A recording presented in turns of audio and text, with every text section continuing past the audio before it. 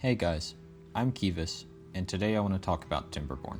It's a city management game that tasks you with the development of a settlement of sapient beavers and the taming of a patch of polluted land. City management games, in my opinion, generally fall on a spectrum that more or less exists between cities' skylines and dwarf fortress. While cities' skylines exist as a sort of city planning simulator in which the needs of the populace get mostly handled in the background, Dwarf Fortress gets into the brass tacks of dealing with a drunken populace and lets the rest of the game sort itself out. Timberborn lies firmly in the middle of that, somewhere around where the Anno franchise exists on this scale. While it doesn't give the beavers an identity beyond their names, they do have simplistic physical and social needs, and a behavioral system that is driven by a beaver attaining the maximum happiness rating possible. The gameplay blends the resource management and building system of Anno, adding in the unique wrinkle of natural disasters that occur regularly which stress the limits of your colony. If you like what you've seen so far, don't forget to hit the like and subscribe buttons, and with that, let's get into the short of it. In the interest of time, I'll just come out and say that as of Update 7, Timberborn gets plenty right, and is certainly worth your money if you can find it on sale. My only real criticism of the game is actually the price, which is $40 most of the time. I feel that there aren't enough interesting scenarios or situations in the game, which heavily limits replayability. The content that is there, however, is pretty solid. Despite being labeled as an early access game, it has enough polish to feel like a completed title. The building system is at the point where it is relatively easy to work with, and still powerful enough to create large and useful structures. The beavers behave pretty well on their own, and the happiness system allows them to make some of their own choices as far as free time and food. One downside is that the only reward for the effort of building up your settlement and hardening it against natural disaster is that you can finally not play the game. There is no larger conflict or trade, and no unexpected disasters, so your production capacity is spent entirely on survival in the early game, and then late game only really has problems that the player creates. In short, Timberborn is a good buy on sale, and with just a bit of tweaking, could become a game that is worth far more than its purchase price. Timberborn starts out with a simple premise that grows naturally outward. No matter the difficulty, a new save will start out focused on scratching together the resources to get through the next drought or bad tide. But generally within a few cycles, your situation is more stabilized.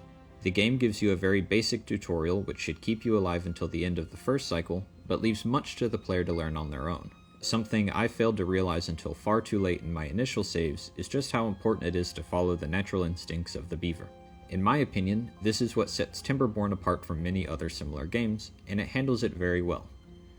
The entire game feels crafted around the art of controlling the flow of water. Late game settlements are usually unaffected by drought or bad tides, and the flow of water is highly controlled and automated. This control is crucial to the long-term survival of your beavers, and many early fortresses will eventually fall to a lack of fresh water for drinking or irrigation for your crops. It is at this point that I should mention that I came into the game relatively blind. It is an early access game that has been in development for a few years, and while I knew it just had a major update, I intentionally avoided detailed information about the gameplay and decided to just dive in. My first city management style game was Dwarf Fortress back in 2011, so my learning strategy for games like this is generally to play until failure, and then try to not fail like that ever again. Since I had come in blind, I had assumed that the best way to get through droughts and bad tides was to stockpile a larger amount of resources. I learned while growing wheat that I needed a way to keep my fields irrigated through unfavorable conditions, or I would be lucky to get a harvest once or twice per cycle, and I often couldn't reap the second harvest before the next disaster. Once I had my first dam, everything clicked, and I was able to expand quickly throughout the map. I had chosen the lake map for my first save, and while it was going well, the flat layout is both a blessing and a curse. While it makes building and expanding fairly easy, the large distance means that certain map features are far away, and it doesn't push the player to utilize the verticality that this building system offers. Speaking of verticality, they really need a way to build and stack proper staircases. I'm ashamed of some of my own builds, and have settled for just building long ramps that branch off at every floor if I can manage it. It also prevents going underground easily, which I think would lead to interesting builds, and would further help to make this a unique city builder. I enjoy the cozy vibes that this game brings, and while the push for ever greater industry and mechanization is what brings a large amount of depth to the game, crafting a beaver utopia is what I believe will keep players coming back. With no combat or other outside threats to your settlement, you'll reach a point where continued industrialization actually destabilizes your settlement in the short term, and requires very careful resource and population management to work through it any kind of quickly. If you manage it, you'll have your very own fully automated luxury beaver utopia.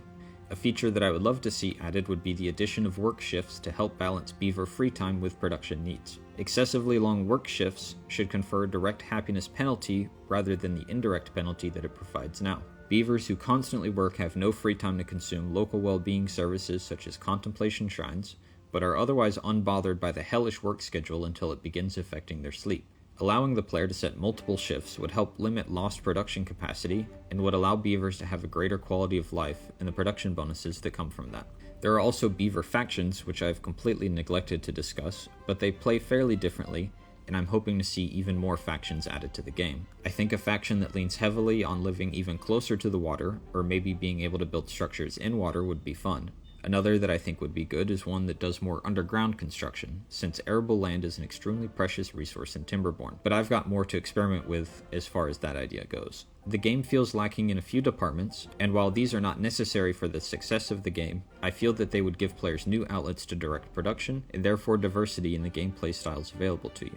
To borrow from Dwarf Fortress, I think that giving beavers stronger identities and trade with outside factions would be welcome additions to the game. Combat could be a solid addition as well that would fit the theme of survival in harsh conditions, but admittedly doesn't fit the vibe of the game as it currently stands. Trade would allow you to fill gaps in your production chains or otherwise acquire large amounts of resources at once, and gives the goal of specializing your settlement to produce trade goods and trade for the rest of what you might need. During the development of my settlements, I find that I require greater amounts of certain resources early on during heavy construction, but far less of them as the game progresses. Trade would allow players to smooth out production curves and plan for the future, but could be limited so that they can't trade every time they suffer a mild inconvenience. For example, gears are a resource that is time intensive to construct. They are not used in any production chains until the very end game, but are required in vast quantities for the construction of mid-game buildings. Trade would allow you to set up small, long-term production of gears, and then supplement that with bulk purchases in the mid-game to accelerate your construction.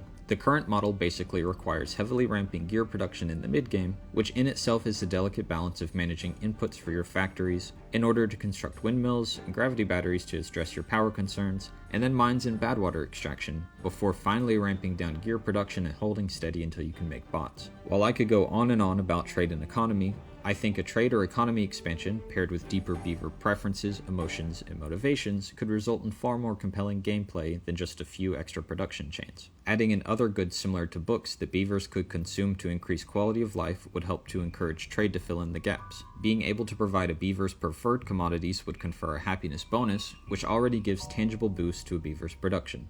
The beavers themselves feel like barely more than the bots that replace them in the late game, and because of that, there's little emotional impetus to provide a good home and lifestyle for your beavers. The bare minimum is enough to sustain them, and they don't react much to increased living conditions with anything other than slightly increased work and movement speed. Even if you do go through the effort to provide for all the beaver's desires and gain those buffs, there's no point. There's no trade or other time and production sink aside from a few wonders that actually justifies the effort of all this increased production. To wrap things up, I believe that this game has a very solid foundation for a city builder, and I would wholly recommend playing it if you can get it at about 25% off. I'm not going to go into the details about the developer's future plans, as I believe that you should buy early access games in their current state rather than buying into a developer's vision of the completed game. As it stands, I believe that it's worth about $30, and I believe that with some effort, it can be worth $40 or even more. I very much enjoy the production chains and the building system in general, and I think that the water management system, along with droughts and bad tides, is a good foundation to compel the player to harden their settlement against disaster.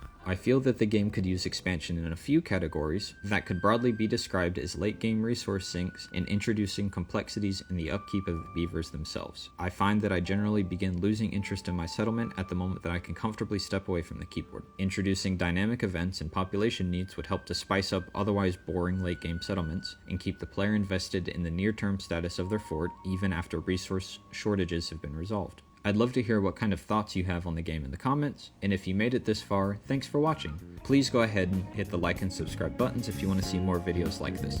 Thanks!